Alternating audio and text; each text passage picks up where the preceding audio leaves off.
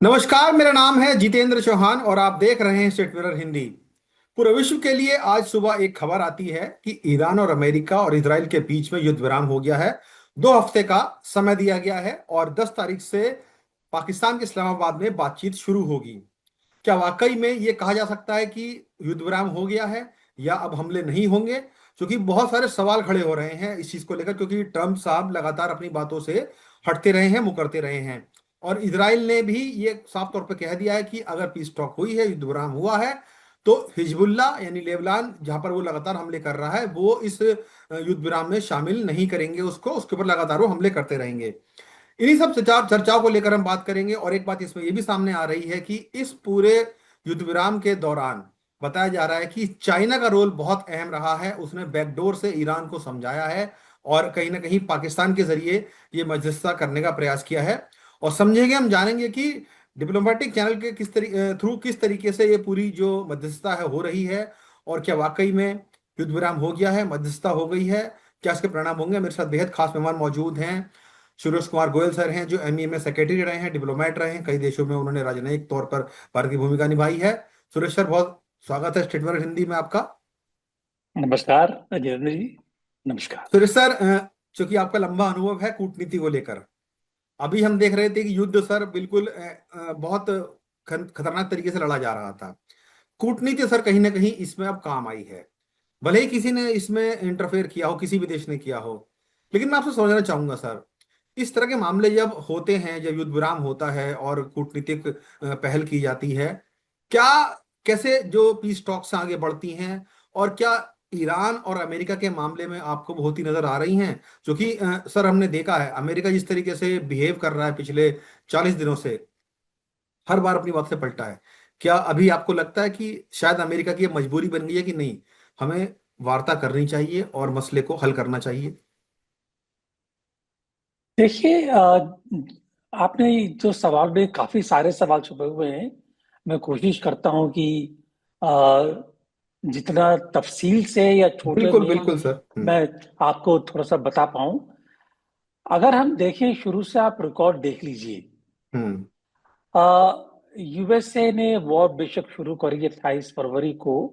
हम्म। लेकिन जैसे जैसे उसने देखा कि इस लड़ाई में उसको जो अपने ऑब्जेक्टिव्स थे अचीव करने के लिए, हम्म। वो वहां तक नहीं पहुंच पा रहा था। पहली बात तो यह है कि जो कहा ऑब्जेक्टिव्स क्या है उसके, कि ईरान अपना न्यूक्लियर प्रोग्राम बंद करे।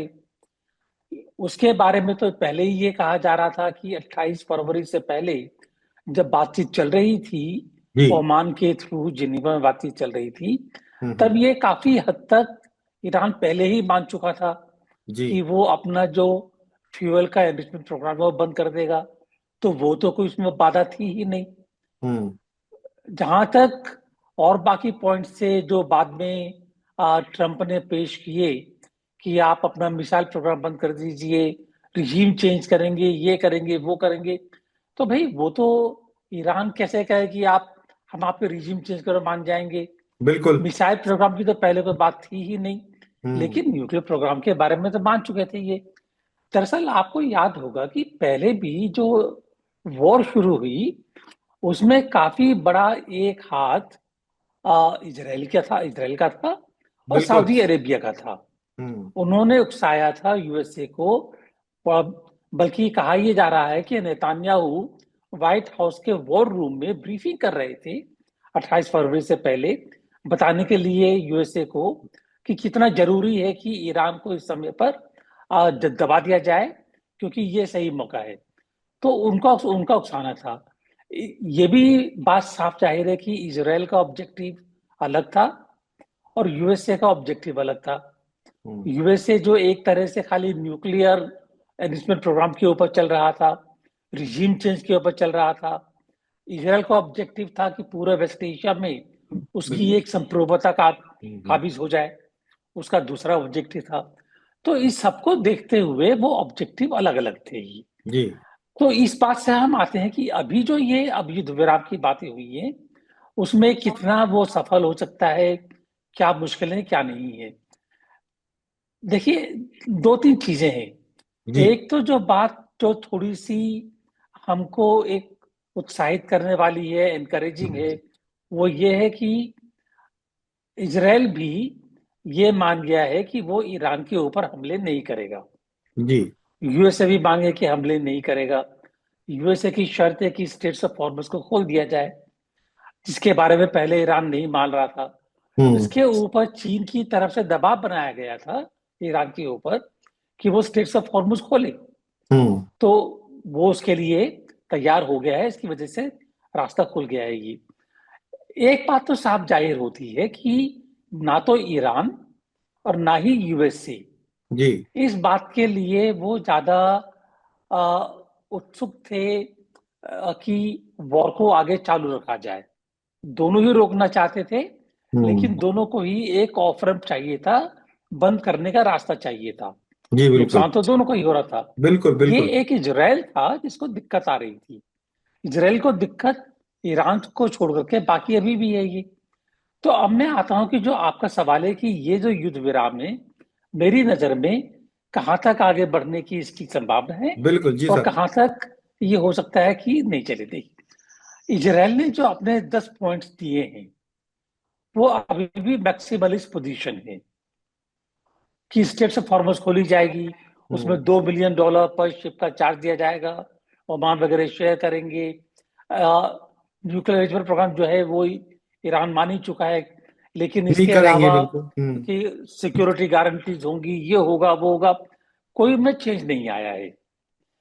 बात यह है कि देखा जाएगा पहले कि इनमें से कितनी शर्तें यूएसए को मंजूर होती हैं और कितनी नहीं हम्म। मंजूर होती हैं। बिल्कुल। दूसरी चीज ये भी देखी जाएगी कि जो सबसे बड़ी मुश्किल है, जो ईरान ने कहा है कि ये सीज फायर खाली ईरान के लिए नहीं, जो बाकी उसके दूसरे सहयोगी हैं, हिजबुल्ला है, हिजबुल्लाह, हूती हौती, है, हमास है। उन, उनके ऊपर भी किया जाएगी। बिल्कुल। उसके लिए इसराइल तैयार नहीं है। तो अभी सर आज बातचीत भी शुरू हमले किए नहीं हैं हुई है। इजराइल ने आज भी लेबनान के ऊपर हमले किए हैं, जी, ताबड़तोड़ बिल्कुल। मिसाइलें दागी हैं। तो सर सवाल वही खड़ा हो जाता है कि जब इजराइल सर ईरान ने ये बात रखी है कि हमारे जो सहयोगी रहे हैं उनके ऊपर भी हमले नहीं करे जाएंगे, और इजराइल लगातार वो हमले कर रहा है, तो सर ऐसे में कैसे ये माना जाए कि जो ये युद्ध वार्ता है, युद्ध विराम लगा है, आगे सक्सेसफुल हो पाएगी? क्योंकि क्वेश्चन मार्क तो आज से ही लग गया सर इसमें। देखिए, मैं वही बात है कि इसराइल ने अपनी मैक्सिमलिस्ट पोजीशन सामने रख दी है। हम्म। अभी तक ये हमें मालूम नहीं है कि इनमें से किन किन पॉइंट्स के ऊपर इजराइल समझौता, सॉरी, ईरान समझौता करेगा और हम्म। कहाँ का वो समझौता नहीं करेगा। नहीं ये करेगा। जब बातचीत आगे बढ़ेगी तब पता चलेगा। लेकिन इतना क्लियर है कि ईरान भी बातचीत करना चाहता है। हम्म। अमेरिका की तरफ से जो है एक तरह से काफी सारी बातें जो है वो खत्म ही हो गई है। रिजीम चेंज की बात खत्म हो गई है। न्यूक्लियर प्रोग्राम को जो खत्म करना है वो बात एक तरह से जो उसके बारे में जिक्र नहीं किया जा रहा है। अब खाली बात ट्रंप के लिए स्टेट्स ऑफ हॉर्मस खोलने की हो गई है। लेकिन मेरे को ये भी मालूम है कि जैसे जैसे बातचीत आगे चलेगी, कोई भरोसा नहीं है कि ट्रंप के आगे से कोई नई कंडीशन आएगी या नहीं आएगी। हम्म। हो सकता है आ भी जाए। लेकिन 2 हफ्ते तक इनकी अगर बातचीत चलेगी, मुझे ये एक बड़ा ये साइन अच्छा लगता है कि दिक्कतें आएंगी, हम्म। अटैक खत्म नहीं होंगे। अगर अगर ईरान, सॉरी, इजराइल अगर हिजबुल्लाह लेबनान पर अटैक करता है, हम्म। अगर इजराइल के अटैक, मेरे को इतना भी मालूम है कि वो ईरान के नाम से सही जो इंफ्रास्ट्रक्चरल प्रोजेक्ट्स हैं, कहीं ना कहीं उन पर दिक्कत आएगी। स्टेट्स ऑफ हॉर्मस में भी हमला कर सकता है। हम्म। इजराइल चुप बैठने वाला नहीं है ये। बिल्कुल। तो ये हमले होते रहेंगे, कम हो जाएंगे पहले से। बहाने बनाए जाएंगे कि हाँ, ये वहां पर गलती हुई, ये मिसप्लेस फायरिंग थी, हम्म। होना नहीं चाहिए था, वो सब होगा।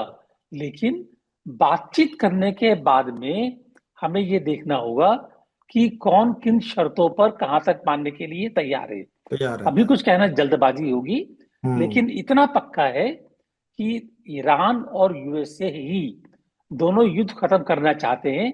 इसराइल को दिक्कत है, इसराइल के अपने ऑब्जेक्टिव है। देखना बिल्कुल। ये होगा कि इसराइल कहां तक मानता है, और उसकी अगर ऐसी शर्तें की जिनको नहीं माना जाएगा तो दिक्कत काफी आगे आ सकती है।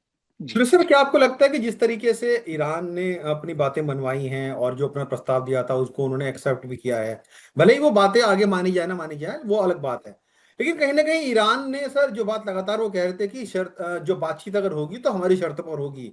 और ट्रम्प साहब जिस तरीके से एडमेंट थे कि नहीं हम तबाह कर देंगे, निस्तनाबूद कर देंगे, पाषाण युग में ले जाएंगे, बहुत तरह की उन्होंने बातें कही सर, कहीं ना कहीं अमेरिका को झुकना पड़ा। इससे सर ये तो लगता है कि ये तो क्लियर हो गया है कि हाँ, अमेरिका जो अचीव करना चाहता था वो नहीं कर पाया, ना तो रिजीम चेंज कर पाया, भले ही उनके सारे टॉप लीडर मार दिए गए हों उनकी तरफ से। और जो अब दूसरी लेयर की लीडरशिप बची भी है तो वो शायद वो अमेरिका को लेकर कुछ पॉजिटिव साइंस दिखाए अपना, या थोड़ी सी मेलो डाउन रहे। लेकिन सर सवाल वही है, ट्रम्प कहीं ना कहीं इसमें पूरी तरीके से देखा जाए तो लॉस में रहे हैं सर। देखिए, ये बात जरूर है कि ट्रम्प ने जो अभी माना है कि इन शर्तों पर बातचीत हो सकती है, हम्म। ये शर्तें पहले से कोई ज्यादा फर्क नहीं है, वो हम्म। पहले भी मान सकते थे। बिल्कुल। लेकिन जैसा कि मैंने कहा कि दो चीजें यहां पर थी कि एक तो ट्रम्प का जो ईगो सामने आ रहा था हम्म। कि जब तक इसराइल ईरान कहीं नहीं झुकता है, मैं क्यों झुक जाऊं, ईरान बिल्कुल। ऐसा काम क्यों कर रहा है, ईगो सामने बहुत बड़ा आ रहा था। और हम्म। दूसरी जिद इसराइल की सामने आ रही थी। तो मैं अब दोबारा यही कहूंगा जो मैंने पहले कहा था कि अभी भी कोई भरोसा नहीं है, कोई गारंटी नहीं है कि जो शर्तें रखी गई हैं, वो शर्तें मानी जाएंगी। ये सारी शर्तें ऐसी नहीं हैं जो कि यूएसए मान जाएगा। मान जाएगा जैसे कि बिल्कुल। रेपरेशंस की बात की है, हम्म। वो पूरी रेपरेशन चाहता है। बिल्कुल। यूएसए तो नहीं लगता कि यूएसए मान जाएगा। ईरान चाहता है कि $2 मिलियन मिले उनको हर एक शिप की पैसेज के ऊपर। हम्म। अब उसको तो नहीं लगता कि यूएस इस चीज को मानेगा, ये कि स्टेट्स ऑफ हॉर्मुज उसके कंट्रोल में रहे। हम्म। काफी सारी चीजें ऐसी हैं जिनके ऊपर शायद कंप्रोमाइज करना पड़ेगा। हम्म। लेकिन सबसे बड़ी दिक्कत वही है जो कि पहले भी सॉल्व नहीं थी और अभी भी सॉल्व नहीं हुई, वही है कि इजराइल का इसमें जो रोल है जी। वो कहाँ तक आड़े आएगा अभी। आएगा। ये बात अभी अभी कंफर्म नहीं है। आ, इजराइल पहले भी नहीं मान रहा था। अगर अमेरिका, जो मैं कह रहा था कि दो वजह थी, एक तो ईगो और हम्म। दूसरी कि इजराइल उसको जो है अभी भी भड़का रहा था। बिल्कुल। तो अगर अभी मानना है तो बेसिकली क्योंकि ईरान ने जो स्टेट्स ऑफ हॉर्मुज खोलने का कंसेशन दे दिया है, ये एक इतना बड़ा कंसेशन है कि इसके बाद यूएसए को मना करना मुश्किल हो जाता। और जो बिल्कुल। चीन ने समझाया है ईरान को खोलने के लिए, तो हम्म। उससे काफी फायदा हुआ है और बातचीत आगे बढ़ेगी अभी। यानी कि सर आप जो बात जी। कह रहे हैं कि कहीं ना कहीं इसराइल के ऊपर अब दारोमदार है कि वो किस तरीके से नेगोशिएट करता है, और क्या वो हिजबुल्लाह पे अटैक करना कम करेगा नहीं करेगा। सर अब हम आते हैं सर चाइना के रोल पर। आपने कहा कि चाइना ने बैकडोर से कहीं ना कहीं ईरान को समझाया कि भाई मान जाओ, और दिक्कत सबसे ज्यादा हमको हो रही है क्योंकि हम सबसे ज्यादा तेल यूज करते हैं आपका। लेकिन सर जो सबसे बड़ा इसमें एक बड़ा क्वेश्चन मार्क लग रहा है वो है जो मध्यस्थता करवा रहा है देश पाकिस्तान, जो सर कहीं किसी गिनती में नहीं आता। ठीक है, क्या आपको लग रहा है कि पाकिस्तान सिर्फ एक पोस्टमैन बन गया है, या एक कहें कि मैसेंजर के तौर पर काम कर रहा है कि जैसा हमारे मालिक बोलेंगे अमेरिका से, ट्रम्प साहब हमको बोलेंगे, या हमारे शी जिनपिंग साहब बोलेंगे वहां से, हम आपका हुक्म बजाते हुए उनको ये बता देंगे, और हम कहीं ना कहीं एक डाकिए का काम करेंगे। लेकिन सर पाकिस्तान जैसे मुल्क में मध्यस्थता होना अपने आप में सर अपवाद लगता है। देखिए, पाकिस्तान, आपने कहा पोस्टमैन है, मैसेंजर है। Pakistan just a pawn, game चल रहा है। पाकिस्तान का रोल मैसेंजर ही है कि खाली मैसेजेस का एक्सचेंज कर रहे हैं।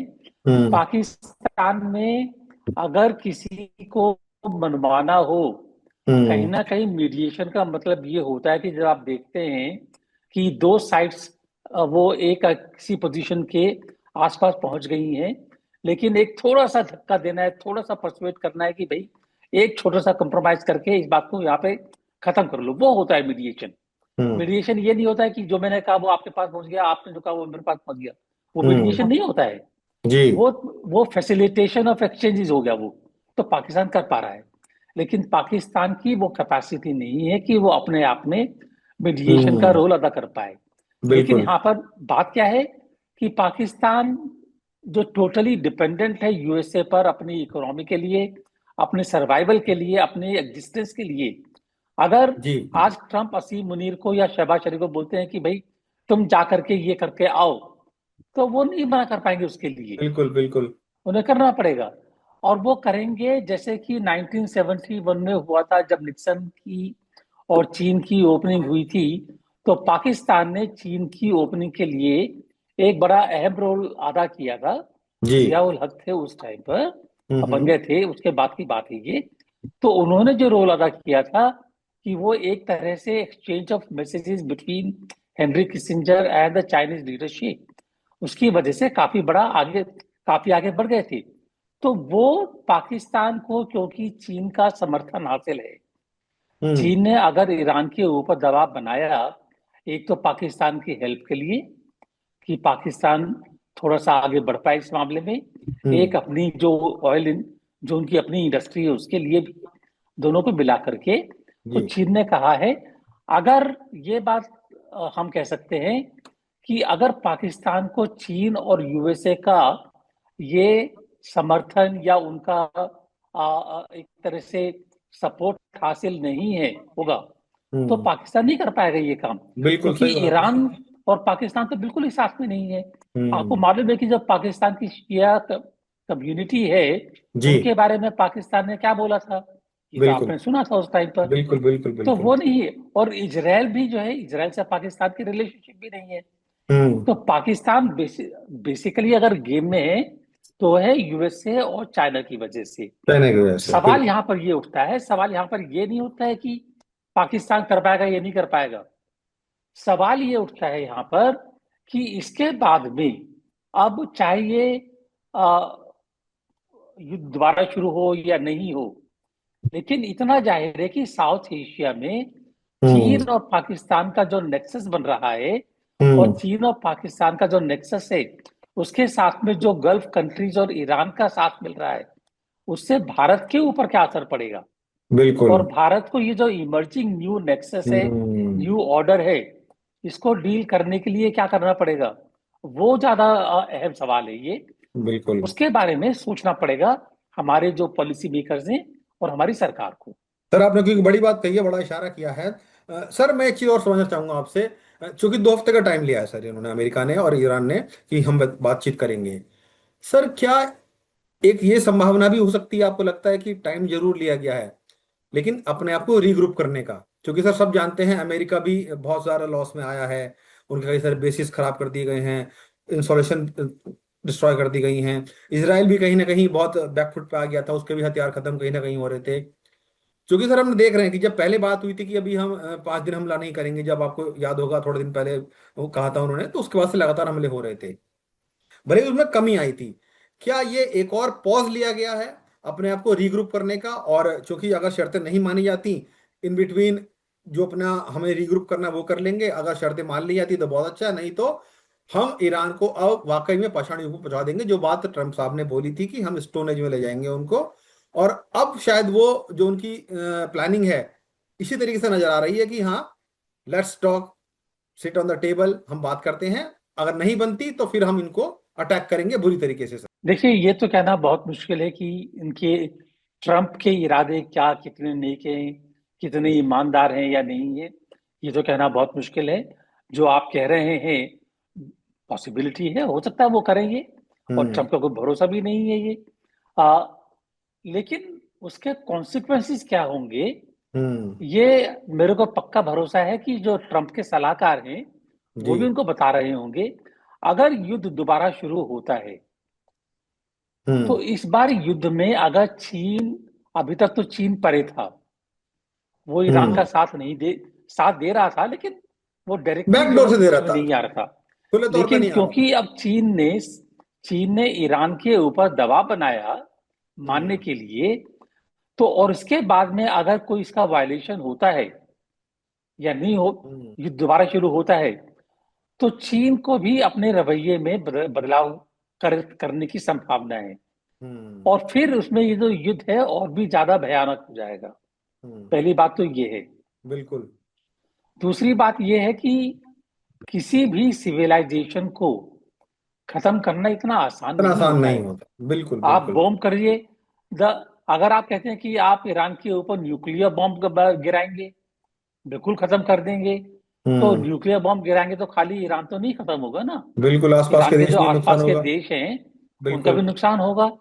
तो इतना आसान नहीं होता। मैं ये नहीं कह रहा हूं कि वो ट्रम्प कर नहीं सकते हैं, उनके हम्म। दिमाग का भरोसा नहीं, कर दें, तो सन की लेकिन जो आदमी है। नुकसान होगा, हाँ, जो नुकसान होगा, अगर बिल्कुल। कोई भी समझदार इंसान है सोच करके कहेगा नहीं वो नहीं करना है, बातचीत अगर सक्सेसफुल हो जाए अपनी अपनी कंडीशन मनवाने के लिए, तो अच्छा है। मैं तो सुरेश सर, यही उम्मीद रखता मेरा हूँ जी। बिल्कुल मेरा आखिरी सवाल है आपसे चलते चलते। सर, चूंकि आप डिप्लोमेट भी रहे हैं और सेक्रेटरी भी रहे हैं एमईए में सर, अभी सर आज की ही बात है, भारत ने एक कड़ा कदम उठाते हुए ईरान में जो हमारे डिप्लोमेट हैं और जो दूतावास है हमारा, उनको बोला है कि वहाँ जो भारतीय नागरिक रह रहे हैं उनको देश छोड़ने के लिए बोला है। कहीं ना कहीं भारत भी एक तरीके से नजर बनाए हुए है कि स्थिति अगर, अभी जो टाइम मिला है ये हमें भी एक रीग्रुप करने का टाइम मिला है कि अपने जो लोग हैं वहां से उनको वापस बुला लिया जाए, क्योंकि कल को कुछ भी हो सकता है सर। तो इसमें सर भारत ने भी एक बड़ा प्रोएक्टिव रोल होता नजर आ रहा है आपको, कि अपने जो भारतीय नागरिक है उनकी सुरक्षा के तौर पर, भले ही वो एक प्रिकॉशनरी तौर पर उनको कह रहे हो कि खाली कर दी जाए। आप किस तरह देखते हैं सर? क्या ये इस बात की संभावना भारत को नजर आ रही है कि हाँ भविष्य में कुछ भी वहां पर गड़बड़ हो सकती है या बड़ा हमला हो सकता है, इसलिए अब जब टाइम मिला है तो भारतीय लोगों को वापस बुला लिया जाए? देखिए, these are normal precautionary steps hmm. Taken by the embassy. हमेशा लिया जाता है कि जहां पर युद्ध जैसी संभावनाएं बनती हैं, तो हम्म। जो भारतीय नागरिक वहां पर रह रहे होते हैं उनको बोला जाता है कि भाई जिस जिसको जाना है वापस जा सकते हैं, जा चले सकते जाएं हैं। यहाँ से, क्योंकि हम्म। यहाँ पर ये पोजीशन बन रही है। ये एक तरह से अपने आप को बचाने वाली बात होती है ये, तो वो हम्म। करेंगे। इसके बावजूद भी कई लोग जो नहीं जाते हैं, कहीं पर रहते हैं वो ये, हम्म। तो उसके बाद से वो सही है, वो ठीक है। जब जो होगा उस टाइम पर फिर वो तो हमारे हाथ में बात नहीं रहती है ना ये। लेकिन मैं जहां तक समझता हूँ भारत की जो, अगर थिंकिंग में क्लियरली समझ पाऊं, मेरे ख्याल है भारत को भी ये उम्मीद है हम्म। कि ये अब ये रुक जाएगा।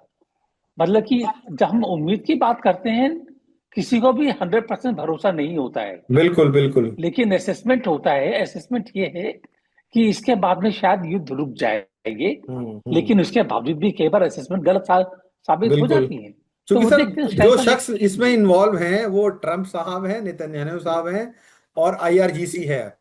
तो तीनों पे ही भरोसा करना बड़ा मुश्किल है सर।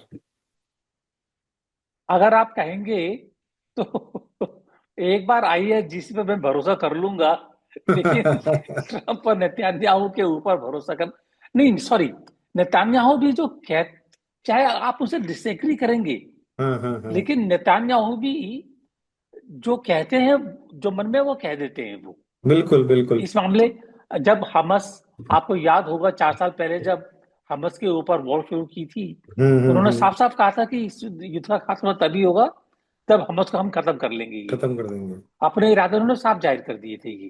तो बिल्कुल लेकिन ट्रंप के ऊपर भरोसा करना मुश्किल हो जाता है, क्योंकि ट्रंप को खुद अपने दिमाग का नहीं मालूम चलता कि उनका बिल्कुल। दिमाग कब पलट जाए और कब क्या कह दे।